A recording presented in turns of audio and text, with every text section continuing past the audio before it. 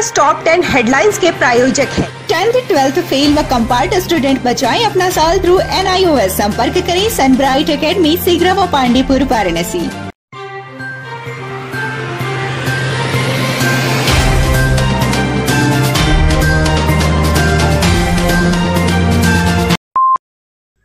जिलाधिकारी कौशल राज शर्मा ने मंगलवार को विकास भवन सभागार में सभी विभागों के कार्यों की समीक्षा की। निर्देश दिया कि 1 माह में अपने अपने कार्य पूरा करा लें। इस दौरान डीएम का वैक्सीनेशन को लेकर खास फोकस रहा।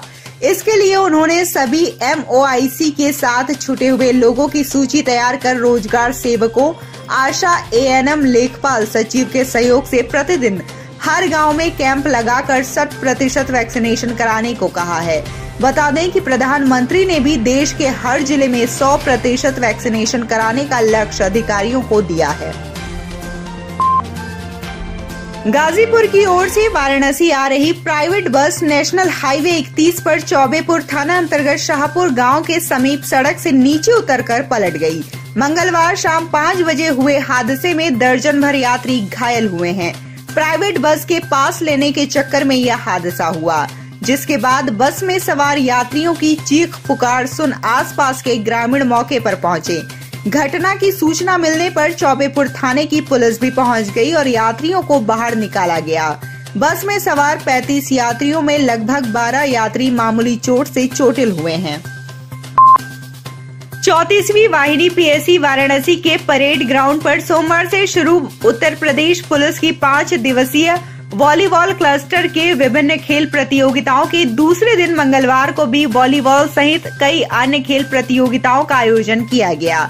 इसमें वॉलीबॉल प्रतियोगिता में गोरखपुर जोन व PSC मध्य जोन, बरेली तथा PSC पश्चिम जोन के अलावा मेरठ, बनाब, प्रयागराज जोन के मध्य वॉलीबॉल मैच खेला गया, जिसमें मध्य जोन, बरेली जोन व मेरठ की टीमें विजयी रही। प्रधानमंत्री नरेंद्र मोदी ने पिछले साल देव दीपावली पर काशी में क्रूज से गंगा की सैर की थी। तभी उन्होंने डीजल से चलने वाली बोट के जहरीले धुएं और शोर से गंगा को मुक्ति दिलाने की बात कही थी। उत्तर प्रदेश के मुख्यमंत्री योगी आदित्यनाथ ने इसका बखूबी जिम्मा लिया। अब वाराणसी में गंगा में चलने वाली करीब 500 मोटर बोट को 19 नवंबर देव दीपावली तक CNG से चलाने का लक्ष्य है। आने वाले समय में गंगा में 100% बोट CNG से चलाने की तैयारी है। मोक्षदायिनी गंगा दुनिया की पहली नदी होगी जहां इतने बड़े पैमाने पर CNG आधारित बोट चलेंगी। जी, अपना नाम बता दें। जो डीजल इंजन है उसको चेंज करके CNG और पेट्रोल वाले बोट से चलाया जाएगा। करीब 150-200 बोट में CNG इंजन लग चुका है।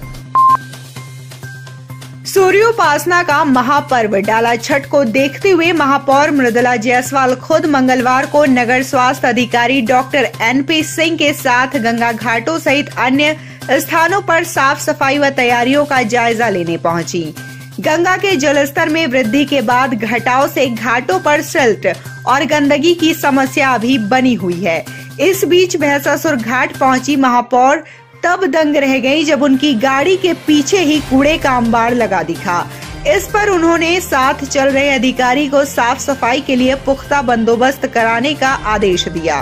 घाटों की व्यवस्था कैसी है, सफाई कैसी है, लाइटें कैसी हैं, चेंजिंग रूम की दशा क्या है, ये निरीक्षण करते हुए हम सहूलियत देने की पूरी कोशिश करेंगे कि जनता को पूजा में कोई भी विघ्न न पड़े और पूजा बहुत अच्छे से और संपन्न हो। तो गंगा जी के अंदर से जितने भी कूड़े निकलते हैं उसको हम बोर्ड के माध्यम से कुछ जगहों पे एकत्रित करते हैं और फिर बोर्ड के माध्यम से उसका निस्तारण किया जाता है। अब चंदौली की खबर पर एक नजर। यहाँ के जिलाधिकारी संजीव सिंह ने मंगलवार को कलेक्ट्रेट सभागार में अधिकारियों संग बैठक की। विकास के 37 बिंदुओं के प्रगति की समीक्षा की। इस दौरान स्वास्थ्य विभाग की परियोजनाओं के निर्माण की धीमी गति पर, अभियंता व कम राजस्व वसूली पर AR कोऑपरेटिव को चेतावनी जारी करते हुए ठेकेदार के खिलाफ भी कार्रवाई के निर्देश दिए। वो यही नहीं रुके, विभागीय कार्यों में लापरवाही पर जिला पंचायत राज विभाग के DPM के ट्रांसफर के लिए DPRO से लेटर भेजने को कहा। सभी अफसरों को तय समय पर गुणवत्तापूर्ण निर्माण कार्य पूरा कराने की हिदायत दी। उर्दू अदब के मशहूर शायर अल्लामा इकबाल की तस्वीर बीएचयू उर्दू विभाग द्वारा उर्दू दिवस पर आयोजित वेबिनार के आमंत्रण पर छपने के बाद नए विवाद ने जन्म ले लिया। बनारस हिंदू यूनिवर्सिटी के शोध छात्रों ने इसे महामना का अपमान बताते हुए आक्रोश व्यक्त करना शुरू कर दिया। इसके बाद शोध छात्रों ने इस संबंध में कला संकाय के डीन प्रोफेसर विजय बहादुर सिंह से मुलाकात कर आपत्ति जताई। मामले के तूल पकड़ते देख पोस्टर से अल्लामा इकबाल की तस्वीर हटा दी गई। वहीं विश्वविद्यालय प्रशासन ने इस मामले में कमेटी का गठन कर दिया है, जो 3 दिन में अपनी रिपोर्ट देगी।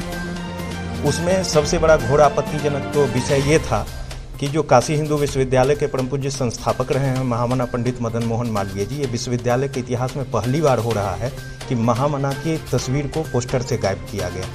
इसको इन लोगों ने अपनी भूल बताया।